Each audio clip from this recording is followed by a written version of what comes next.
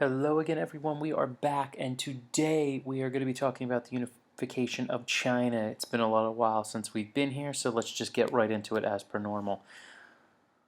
Okay, where we left off.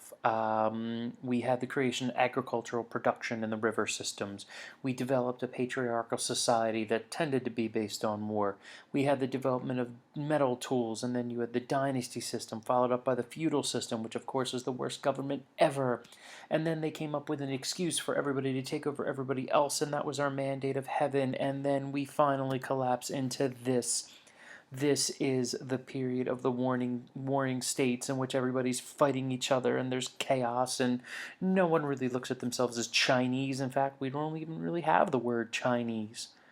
But that is going to change. And that is going to change with the rise of the Qin. Yes, Qin. I know it looks like Qin, but it's Qin. Just deal.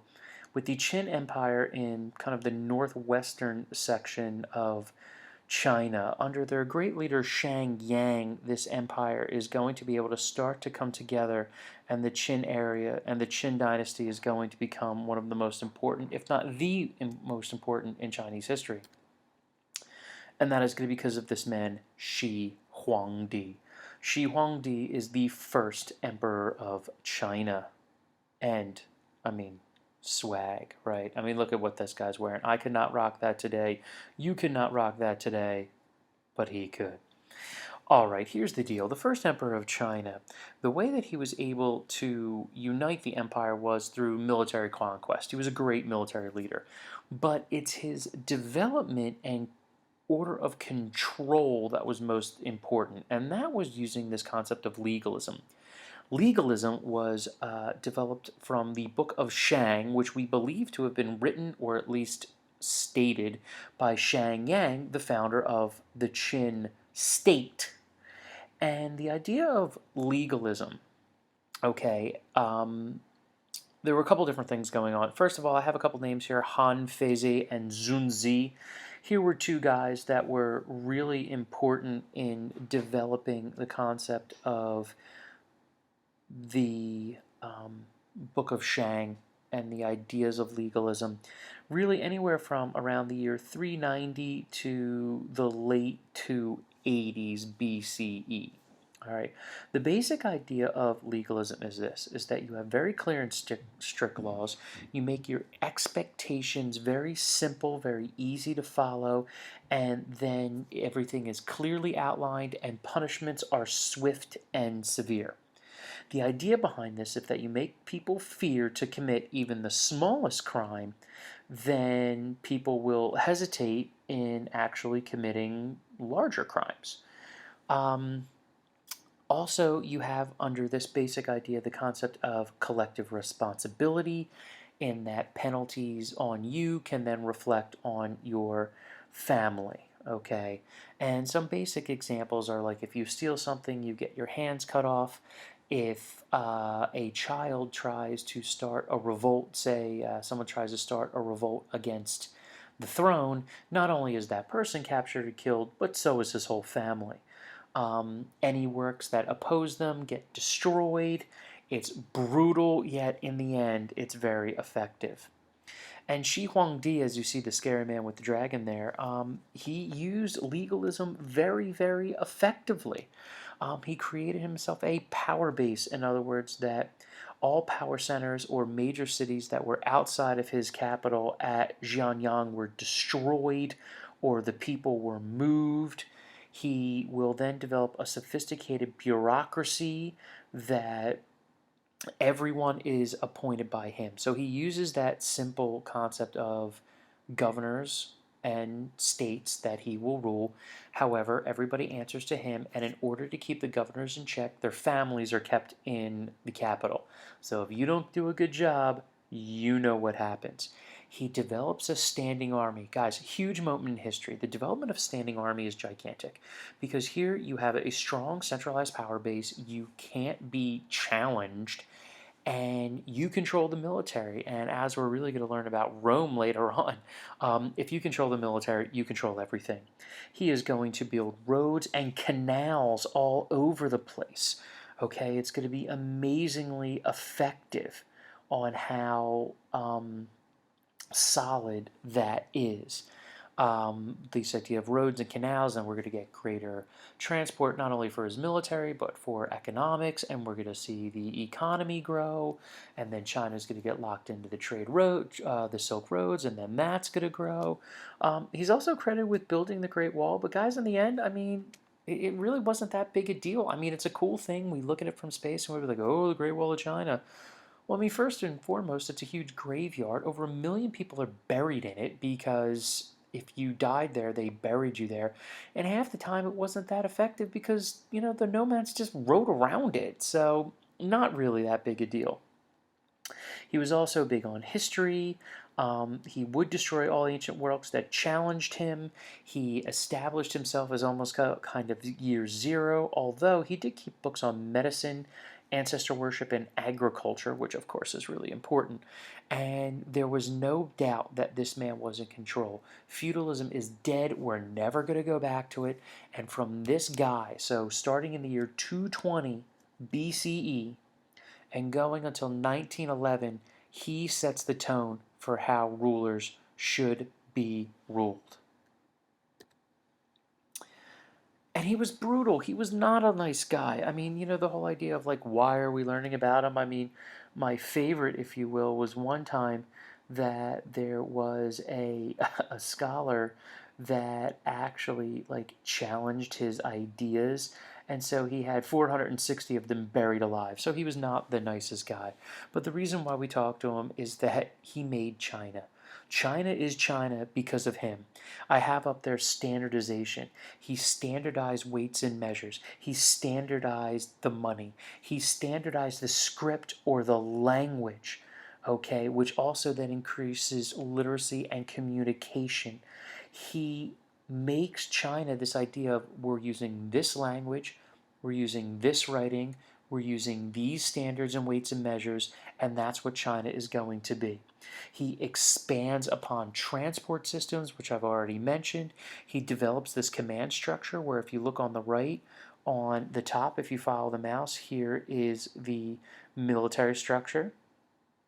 Here is the political structure.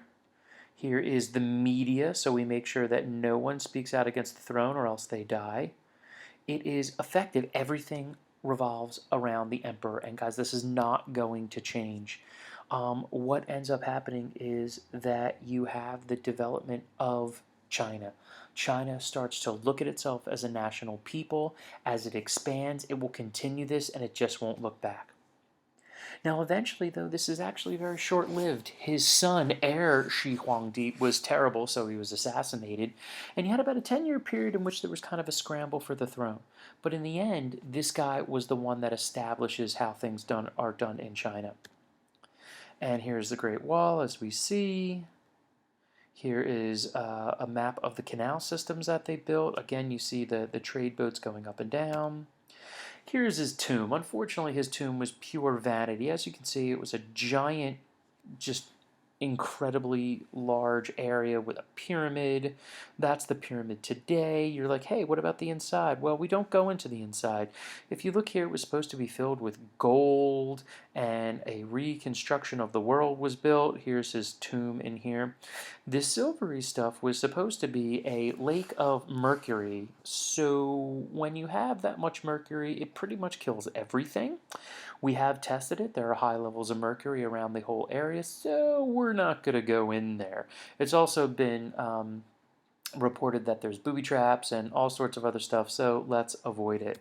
But, oh, by the way, if I'm the greatest general ever in China, I should be buried with a, it's just insane, with an army to help me. This is called the Terracotta Army. This was 8,066 different figures used to represent his army to escort him in the afterlife. As you can see here, each individual face is different. All their heights are different. You've got horses, you've got chariots, you've got all sorts of stuff. And, in the end, that probably wasn't the best thing. But hey. All right, as I said, there was a little brief kind of civil war period, but then by the year 206, a man by the name of Liu Bang is able to establish the Han Dynasty. And the Han is, without a doubt, one of the greatest dynasties in Chinese history. It was a contemporary of Rome. It went from 206 BCE to 220 CE. And as you can see there, it was freaking gigantic. They controlled areas that modern day China does not today. You can see here, I mean, you're looking actually, this is like over Pakistan over this area. So, absolutely gigantic. Now, how are they able to do all this? This empire is huge. Well, you need good time administration. So, what they did is initially they gave the royal family the positions of being governors and land controllers. It was kind of like a pseudo feudalism. But one time the Han were invaded by, oh, shocker, nomads! And Liu Bang almost got killed, so he gets rid of his entire family, actually kills a lot of them and says, okay, we're going to be going back to the whole let's get emperors and divide, or not emperors, let's get the empire, let's divide it up into provinces, ruled by people that are appointed by me, and then if they step out of line, I remove them. So we're going right back to what the previous emperor did. Now, they're also going to have a lot of success militarily. Why? Because, oh, look, we have a crossbow. Absolutely devastating. You don't need to train for it, and this weapon changes warfare forever. The main emperor, though, however, after Liu Bang was this guy, Han Wudi. And Han Wudi is really going to expand control that will go on. Now, the idea here is legalism, but not legalism. In other words, that we're going to have a strong central control, but we're not going to be chopping as many people's hands off or killing their entire families because it makes it a little awkward. We're going to have a huge bureaucracy again. We're going to focus on transport, trade, and communication. Those become the themes. Transport will allow people in the army with all their crossbows to get back and forth. Trade to increase overall economic standing. And of course, communication between the outlying provinces and the throne to keep it strong. We're going to have lots and lots of taxes, and most valuable industries like salt and iron are controlled by the throne anyway, but they're going to have the bulk of the money, and there's no doubt who is in charge. Okay, but the big thing is if you're going to have a huge bureaucracy and you're going to need all these jobs, well, how are you going to do it? No problem. We're going to create the concept of the civil service exam. This is where Confucianism comes back into play. When we look at Confucianism, which was huge during the Han times, the idea that people or the best people should have the jobs. So in the end, they will establish an imperial university to train people. Then they create this high-end curriculum. As you can see here, people are in school. And when they're done in school, then they can go into this area to, oh, this is the entry to the school. They go in here and they're going to learn it. And then if you go over here, this looks like a little alcove over here. That's where people are going to go take tests. You have to be in the top of your class in order to get a job. So they have loyalty to the emperor because if you step out of line, you get in trouble. They are incredibly effective and really will last quite a long time. And I mean, guys, this is again going to be the way that they do it until 1911. Now, eventually, okay, the Han will kind of start to have issues. And the reason, again, is because of the nomads. But the nomads finally start to do something different. This is kind of going to be your precursor of the Mongols. When you have a group called the Xiongnu. Again, these guys are horsemen. They are incredibly skilled fighters. They move around a lot, but the advantage that the Chinese had over them is that they weren't unified. Eventually, a leader by the name of Mao Dun, who is depicted over here, stepping on a man, so we know what he's all about, was able to create a confederation of people that went from the Yellow River, which is over here, to the Aral Sea, which is out here. This is an enormous area. He is able to basically become the king by pretty much killing all his family members. and they were able to attack China, and they were so effective in attacking China that in the end the Chinese will end up paying tribute for them to leave them alone. So here for the first time we have a nomadic group that is actually imposing its will. It's not kind of like this hit and run.